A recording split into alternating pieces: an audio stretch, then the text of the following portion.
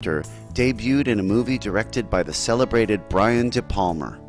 Since then, she has been involved in dozens of movies that include Summer Lovers, Splash, Steel Magnolias, director Oliver Stone's critically acclaimed and Academy Award-winning Wall Street, The Pope of Greenwich Village, and Grumpy Old Men. In 1994, she wrote, produced, and directed The Last Supper and was awarded with the Jury Award for Best Short at the Berlin Film Festival.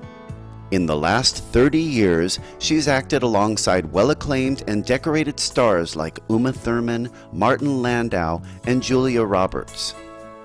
While her fame grew as an actress, Daryl Hannah began to attract more interest from the media as an ambassador for the environment.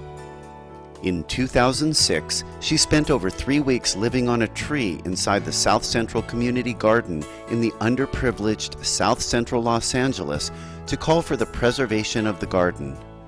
Daryl Hannah discussed with Supreme Master Television about her community activism to help save the establishment. I first heard about the South Central Farm through my friend Julia Butterfly Hill, and I do weekly video blogs on sustainable solutions. I have a website, and I do these 5-minute short video blogs that I film on solution-based and inspiring stories, and I went down there to film a piece on them. I fell so in love with what they had done there and was so inspired by the people in the community in this gorgeous Garden of Eden that they'd created in South Central LA.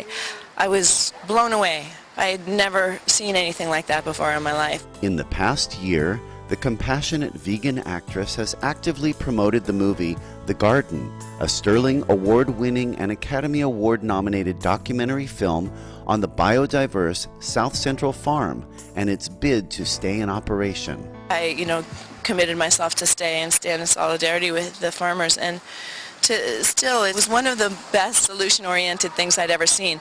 It gave safe haven for children in that area to play, one of the most dangerous parts of the city. It was organic, fresh food at a cheap, affordable price for the whole community, not only for the 375 farmers and their families, but also for the outlying community. They had a farmer's market on Sundays. They would sell it as well as feed their families. So it also created a habitat for wildlife. So biodiversity came. You had bees pollinating, you had lizards and birds and frogs, and they had over 500 mature fruit trees. They grew medicinal plants, and so they passed down traditions. You saw grandmothers teaching their grandchildren about their medicinal plants and how to use them, and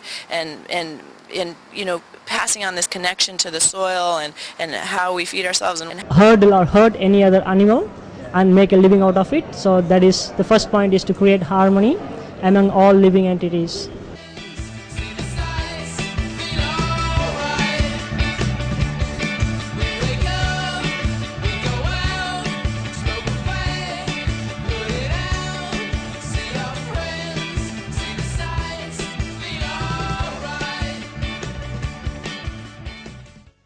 So there's a conflict inside the organism.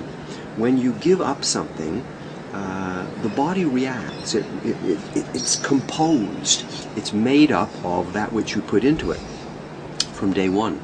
In fact, before day one, we're composed of that which our great-grandparents and our grandparents and our parents put into us, including the foods that we eat. And so